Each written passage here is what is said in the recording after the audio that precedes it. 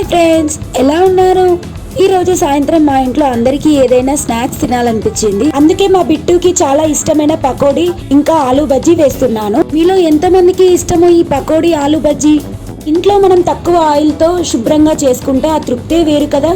రండి, ఈ రోజు నేను ఎలా చేస్తున్నానో మీరు కూడా చూసేయండి. మరి దీనికంటే ముందుగా కొత్తగా ఎవరైనా చూసేవారుంటే మన ఛానల్ని సబ్స్క్రైబ్ చేసుకోండి. అలాగే పక్కనే ఉన్న బెల్ ఐకాన్ని క్లిక్ చేయండి, మీకు నోటిఫికేషన్ ద్వారా వస్తుంది. ఇక ప్రాసెస్ లోకి వెళ్ళి చూద్దాం పదండి. ఇప్పుడు మనం ఒక బౌల్లో సన్నగా తరిగిన ఉల్లిపాయలు తీసుకొని ఇప్పుడు 2-3 కరివేపాకు రెమ్మలు అలాగే కొత్తిమీర వేసి సన్నగా తరిగిన పచ్చిమిర్చి కూడా ఇలా వేసేయండి. రుచికి సరిపడా ఉప్పు వేసి అలాగే 1 టీ స్పూన్ దాకా జీలకర్ర వేయండి. ఇక 2 కప్పుల దాకా శనగపిండి తీసుకోండి. ఇందులోనే చిటికెడు వంట సోడా కూడా వేసి బాగా కలపండి. ఇలా చేయడం వల్ల ఉల్లిపాయల నుంచి నీరు వస్తుంది, పకోడీ చాలా క్రిస్పీగా వస్తాయి. ఇక ఇందులోనే కొద్దిగా వాటర్ వేసుకుంటూ కలపండి. ఎక్కువ నీళ్లు పోయొద్దు, పిండి ఉల్లిపాయలకు పట్టుకుంటే చాలు. చూడండి, నేను ఇక్కడ చూపించే విధంగా పిండి కలుపుకుంటే సరిపోతుంది. ఇక పకోడీ వేసుకోవడానికి స్టవ్ ఆన్ చేసుకొని కడాయి పెట్టుకొని డీప్ ఫ్రైకి సరిపడా ఆయిల్ వేసుకొని ఆయిల్ హీట్ అయ్యాక నెమ్మదిగా చిన్న పకోడీ లాగా వేసుకోండి. ఇలా మధ్యలో తిప్పుకుంటూ ఇలా బంగారు రంగు కలర్లో వచ్చే వరకు వేపుకోండి. చూడండి ఇక్కడ ఎంత బాగా వేగాయో. ఇక ఈ వేగిన వాటిని ఒక బౌల్లో తీసేసుకోండి ఇలా. ఇక మిగతా పిండి కూడా ఇలాగే చిన్న పకోడీలా వేసేసుకోండి. బయట ఫుడ్ కంటే మనం ఇంట్లోనే ఈజీగా పకోడీ ప్రిపేర్ చేసి పిల్లలకి పెట్టండి, చాలా ఇష్టంగా తింటారు. పకోడీ ఇష్టపడని వాళ్ళైతే ఎవ్వరు ఉండరు కదా.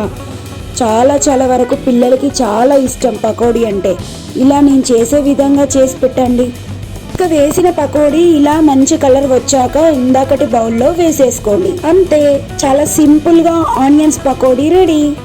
ఇక ఇప్పుడు అందరికీ ఇష్టమైన ఆలూ బజ్జీ వేసుకుందాం. ఇవి సాయంత్రం టీ టైంలో తింటే చాలా బాగుంటాయి. మరి దీనికంటే ముందుగా బంగాళదుంపలని మరీ పల్చగా కాకుండా మరీ మందంగా కాకుండా చక్రాల్లా కట్ చేసి పక్కన పెట్టుకోండి. గిన్నెలో 1 కప్పు శనగపిండి తీసుకొని 2 రెమ్మల కరివేపాకు, రుచికి సరిపడా ఉప్పు, అలాగే సన్నగా తరిగిన పచ్చిమిర్చి, చిటికెడు వంట సోడా, ఇదంతా ఒకసారి కలుపుకొని వాటర్ వేసుకుంటూ దోశ పిండిలాగా కలుపుకోండి. స్టవ్ ఆన్ చేసి ఇందాకటి ఆయిల్ ఉన్న కడాయిని పెట్టుకొని ఆయిల్ హీట్ అయ్యాక ఇప్పుడు ఆలు ముక్కని పిండిలో డీప్ చేసి వేడి నూనెలో వేయండి. చూడండి, బజ్జీలు ఎంత చక్కగా పొంగుతున్నాయో. ఇలా నూనెలో వేసాక ఒకవైపు కాల్చుకున్నాక రెండో వైపు కూడా తిప్పుకొని కాల్చుకోండి. ఇలా మంటని మీడియం ఫ్లేమ్లో పెట్టుకొని ఇలా ఎర్రగా కాల్చుకుంటేనే లోపల ఆలు అనేది ఉడికిపోతుంది. వీడియోలో చూపించే విధంగా 2 వైపులా ఎర్రగా కాల్చుకుంటే సరిపోతుంది. చూశారుగా ఎంత చక్కగా పొంగాయో ఈ ఆలు బజ్జీలు. పైన క్రిస్పీగా, లోపల మెత్తటి బంగాళదుంప ముక్కతో కారపొడి చల్లుకొని తింటే ఆ మజానే వేరు. పిల్లలకి స్నాక్స్ లాగా, మనకు టీ టైంలో అల్పాహారం లాగా చాలా బాగుంటాయి. ఎంతో త్వరగా సింపుల్ గా తయారయ్యే ఆలు బజ్జీలు, ఎంతో రుచికరమైన కరకరలాడే ఉల్లిపాయ పకోడీ మరియు ఆలు బజ్జీలు సాయంత్రం వేళ టీతో పాటు ఇవి తింటే చాలా అద్భుతంగా ఉంటాయి. మీరు కూడా తప్పకుండా ట్రై చేసి పిల్లలకి పెట్టండి, చాలా ఇష్టపడి తింటారు.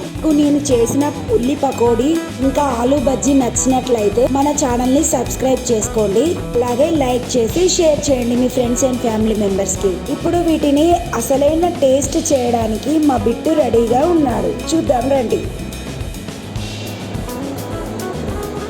మీరు కూడా తప్పకుండా ట్రై చేయండి.